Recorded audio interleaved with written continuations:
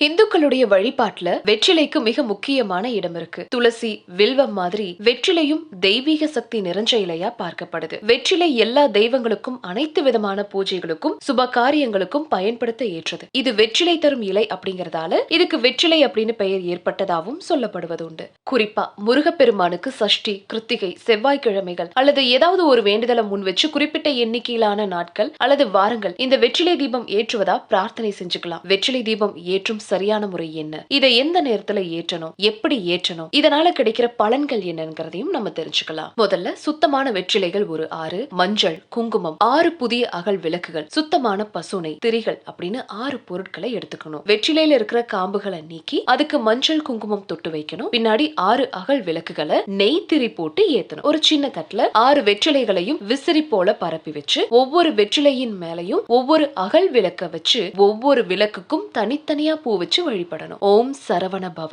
அப்படிங்கிற மந்திரத்தை 108 தடவை அல்லது குறைஞ்சது 9 தடவை சொன்னா போதும். இந்த விளக்க குறைஞ்சபட்சம் 1 மணி நேரமாவது ஏத்தணும். அந்த விளக்கு தானா குளிரும் வரைக்கும் விட்டுடணும். நாமா குளிர வைக்க கூடாது. இந்த முறையில குறிப்பிட்ட நேரத்துல வெற்றிலை தீபம் ஏற்றி மனதார வழிபாடு செஞ்சா வேண்டுதல் நிச்சயமா நடக்கும். செவ்வாய்க்கிழமைகள்ல செவ்வாய் ஓரையில வெற்றிலை தீபம் ஏற்றி வழிபாடு செஞ்சா ரொம்ப நல்லது. செவ்வாய்க்கிழமையில 3 நேரத்துல செவ்வாய் ஓரை வரும். இதுல ஏதாவது ஒரு நேரத்துல வெற்றிலை தீபம் ஏத்தி நீங்க வேண்டிக்கலாம். காலையில 6 லிருந்து 7 மணி வரைக்கும், பகல்ல 1 மணிலிருந்து 2 மணி வரைக்கும், இரவுல 8 லிருந்து 9 மணி வரைக்கும் ஏற்றலாம்.